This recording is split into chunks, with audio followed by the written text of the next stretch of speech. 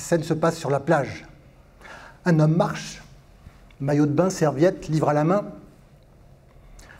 étale sa serviette, pas très loin d'une personne isolée derrière lui, va nager, revient,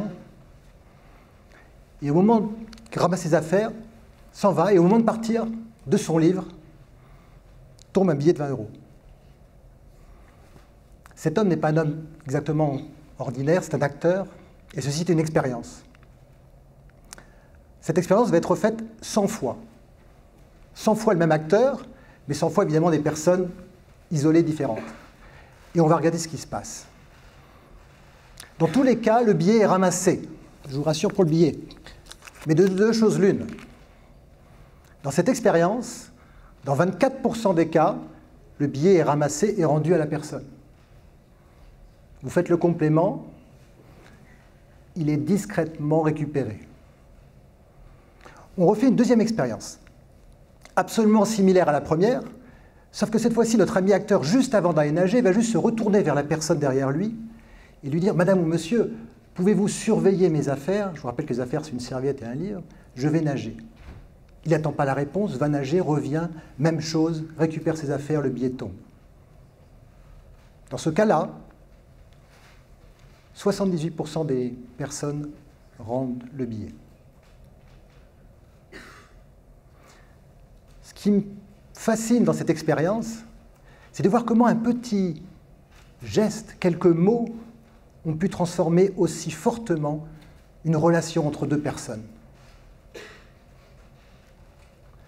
Je m'appelle Patrice Naudy, j'accompagne des dirigeants depuis plus de 20 ans. J'étais, il y a un certain nombre d'années, sur les bancs de cette belle école. Et quand je suis sorti de cette école, fort de mes certitudes scientifiques, cartésiennes et rationnelles, j'ai été assez vite transformé quelques semaines après. Transformé parce que je me suis retrouvé dans une boîte de nuit. Bon, je vous ai dit, c'était il y a quelques temps. Ce soir-là, un hypnotiseur passé faisait un show. Alors pour moi, un hypnotiseur, c'est juste un charlatan. Donc il fait son show, à un moment, il demande un volontaire. J'y vais, il me demande de tendre la main, je tends la main. Il met un plateau sur la main, il met une boule sur le plateau en métal, et il dit maintenant, je vais faire chauffer la boule. Je ne voyais pas trop où vous voulez en venir. La boule chauffe, devient rouge, blanche, et à un moment, des flammes sortent de la boule. De plus, je me suis dit, en fait, c'est pas un hypnotiseur, c'est un mauvais magicien, pas comme Pablo qu'on a vu avant, c'est juste que, tiens, il y a une boule truquée, et la boule chauffe. Bon, ok. Il me dit, je vais faire chauffer la boule un peu plus. Et en effet, des flammes, mais de 2 mètres de haut, tellement que je sens une chaleur sur mon visage, je dois écarter mon visage. Ce qui m'a surpris, c'est que quand il a arrêté tout ça, il y avait 300 personnes dans la salle, dans la boîte de nuit. Je suis le seul à avoir vu des flammes et à avoir senti de la chaleur. C'est-à-dire que ce type, juste en quelques secondes, a juste pris contrôle de mon cerveau. Ça m'a un peu transformé dans certaines convictions. J'ai toujours eu beaucoup, je les ai toujours, de convictions scientifiques, rationnelles, mais disons que j'ai élargi un peu mes horizons depuis ce jour-là. Je me suis intéressé à la suggestion, aux relations humaines, aux émotions. Nous vivons dans un monde complexe, incertain, ambigu. On l'a vu tout à l'heure déjà. J'ai d'ailleurs une petite remarque à faire à ce stade aux gens qui, dans la salle, comme moi, ont un petit peu les cheveux grisonnants. Il faut qu'on change 2-3 trucs pour aller dans ce monde. Ce n'est pas qu'aux jeunes de changer. Nous aussi, on a certainement notre part à faire. Je referme la parenthèse. Je pense qu'il faut changer 2-3 trucs dans ce monde. Je crois qu'il y a 2 axes clés qui vont nous y permettre. Le premier, parce que je reste cartésien et j'y crois, c'est la technologie. Je pense qu'il y a plein de solutions technologiques qui vont nous permettre d'aller vers un avenir enthousiasmant dans ce monde-là, alors que nous savons qu'il y a des scénarios crédibles qui sont beaucoup moins enthousiasmants. Mais ce que je crois, et que vous avez certainement compris maintenant, c'est que ça ne suffira pas. Je pense que le deuxième axe clé pour aller vers un monde enthousiasmant, c'est la confiance. Alors, la confiance, mais qu'est-ce que c'est? Si je vous demandais à chacun d'entre vous, En 30 secondes, de me donner votre définition de la confiance, que diriez-vous?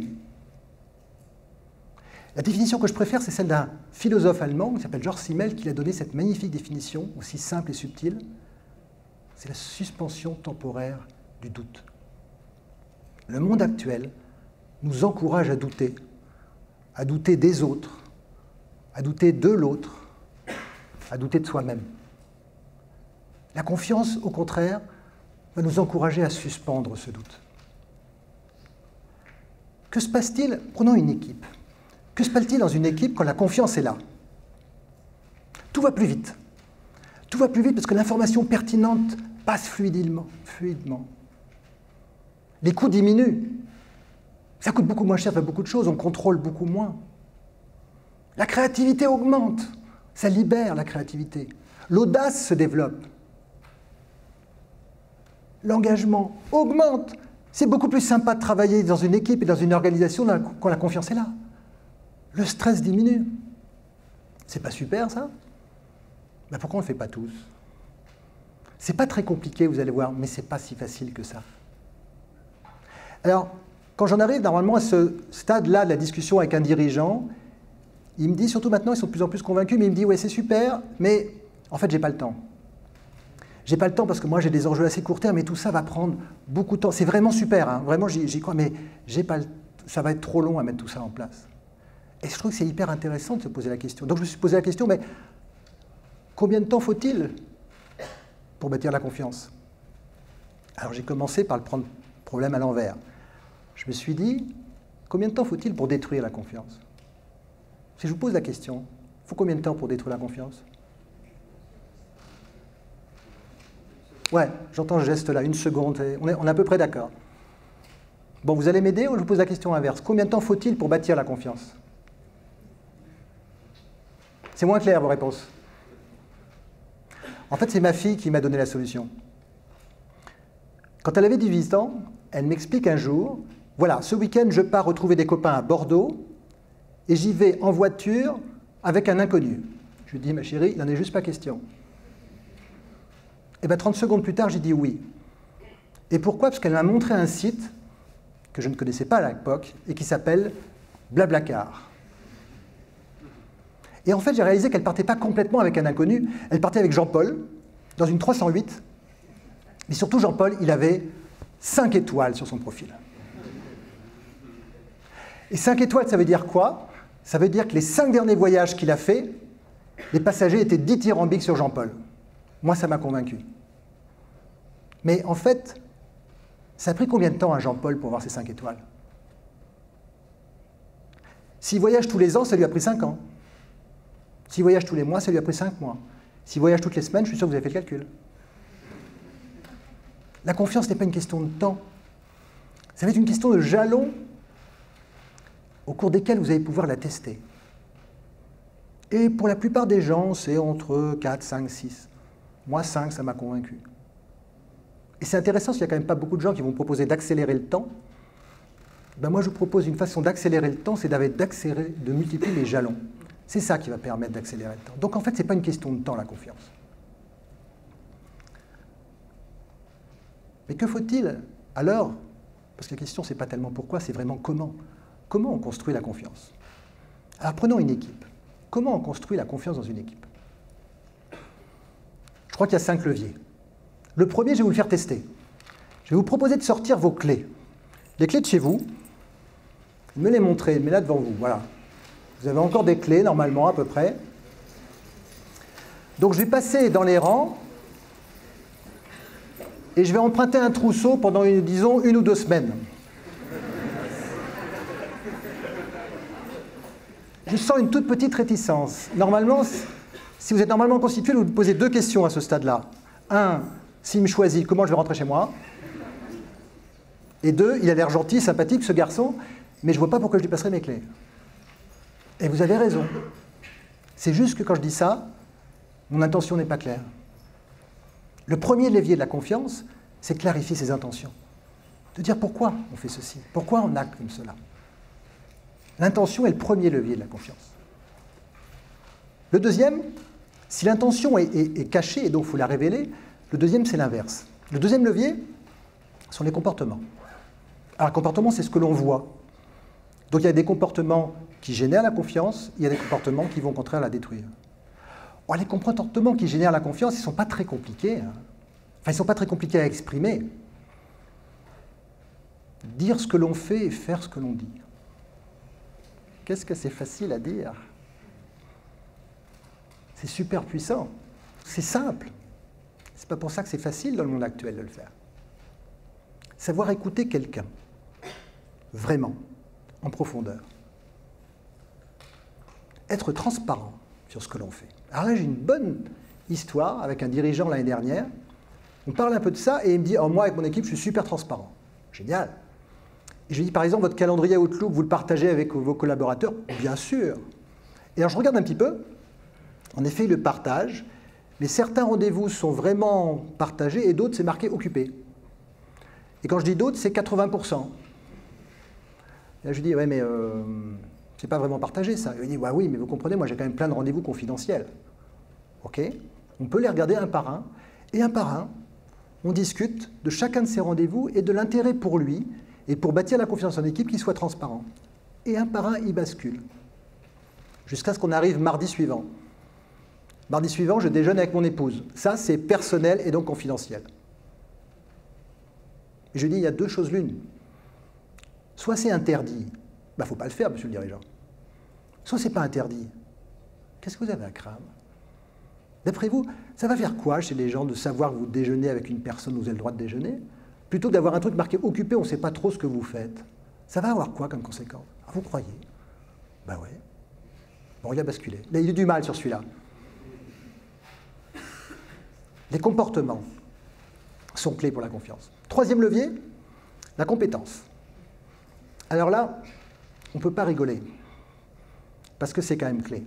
Imagine une situation, un petit avion de ligne, un seul pilote à bord, l'hôtesse sort du cockpit en hurlant, le pilote vient de faire un malaise, c'est la panique. L'avion commence à avoir une trajectoire assez douteuse. Ok, il commence à avoir panique dans la cabine. Vous êtes assis et à votre gauche, vous avez votre meilleur ami, votre ami d'enfance. Vous le connaissez par cœur. Ses intentions sont super claires pour vous. Il a des comportements exemplaires. C'est vraiment quelqu'un, vous direz, c'est quelqu'un dont j'ai toute confiance. Et à votre droite, vous avez un truc, mais pas sympa depuis le début du voyage. Vulgaire, grossier, qui a une vie, parce qu'il vous raconte sa vie depuis le début du voyage, vraiment horrible. Sauf qu'il y a 2 minutes, il vous a dit que ça avait piloté les avions. Vous faites confiance à qui dans cette situation? Moi, je vous encourage. La compétence est clé. Ça ne suffit pas, les comportements et l'intention. Mais la compétence, ça s'acquiert. Ici, on acquiert bien la compétence. Ça se développe. On peut apprendre toute sa vie. On peut aussi, dans une équipe, quand on n'a pas compétence, faire entrer d'autres personnes. Mais ne trichons pas. Si la compétence n'est pas là, on n'aura pas une vraie confiance. Quatrième levier, les succès. Alors là, c'est un peu paradoxal. Je suis en train, depuis tout à l'heure, de vous expliquer que pour avoir du succès, il faut développer la confiance. Et maintenant, je vais vous dire que pour développer la confiance, il faut avoir des succès. C'est paradoxal, mais c'est un peu comme ça que ça se passe. L'année dernière, je travaillais chez EDF, je peux citer le nom, avec une équipe qui travaille sur l'EPR, la prochaine génération de centrales nucléaires. On en parle un peu dans la presse en ce moment. Ils me disent, nous, on saura le succès de l'équipe dans 12 ans. Waouh! Ça, c'est enthousiasmant. Hein? Je dis, ça ne va pas le faire pour la confiance dans l'équipe, ça. Et je lui dis, et la semaine prochaine, vous faites quoi? La semaine prochaine, une semaine banale. Oui, mais on va regarder un peu plus. Moi, je vous dis, vous pouvez décider d'avoir un succès la semaine prochaine. C'est quoi un succès? C'est quelque chose que l'on souhaite avoir et dont on n'est pas certain de l'avoir. Et la semaine suivante, il devait présenter un rapport à son patron. Il n'était pas sûr d'avoir le budget pour ça. Il pense qu'il y avait 30% de chance d'avoir le budget. Il devait recruter quelqu'un. Il n'était pas sûr que cette personne vienne. Peut-être qu'il avait 50% de chance que cette personne vienne. Mais je lui dis, si vous faites 3-4 actions comme ça, faites un peu des stats, quoi. La semaine prochaine, vous allez en avoir un succès. Donc juste définissez, mais c'est même plus que définissez, décidez d'avoir un succès la semaine prochaine et vous l'aurez. Parce que le succès et les succès vont générer la confiance. Cinquième levier, peut-être le plus surprenant, la vulnérabilité. Alors on s'attend, quand on parle de confiance, de confiance dans une équipe, de confiance en soi, à du charisme. Il faut être sûr de soi. Il faut convaincre, il ne faut pas montrer de doute, de faiblesse. Eh bien moi, je vous propose l'inverse. Et il n'y a pas longtemps, un directeur du marketing m'a fait cet extraordinaire cadeau de montrer ça en live. Il présentait au board la défense d'un projet. 2 semaines après, son équipe avait bossé depuis 6 mois sur le projet, son équipe avait super bien bossé, et lui dit on n'est pas prêt, enfin je ne suis pas prêt, enfin je ne le sens pas. On a tous les éléments et je ne sais pas pourquoi je ne me sens pas, je suis en train de paniquer, je ne me sens pas du tout prêt, ça ne va pas le faire du tout. Il devait rejoindre son équipe pour finaliser cette présentation et avant de rentrer, il me dit bon, il faut quand même que j'assure, je prends une grande respiration, je vais quand même leur dire que tout va bien, qu'on va y arriver, même si au fond de moi-même je ne crois pas du tout. Il rentre, il commence un peu comme ça et à un moment, il s'arrête.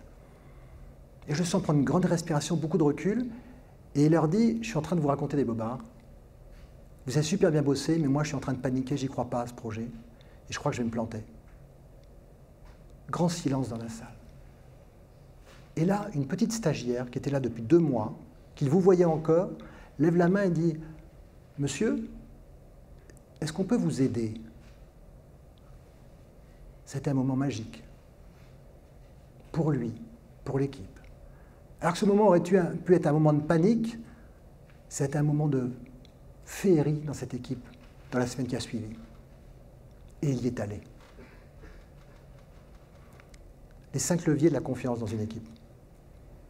L'intention, les comportements, la vulnérabilité, les succès et la compétence. Le monde dans lequel nous sommes nous encourage à douter de tout. Douter des autres, douter du système, douter de la société, douter de nous-mêmes. Osons suspendre ce doute. Osons la confiance. Merci.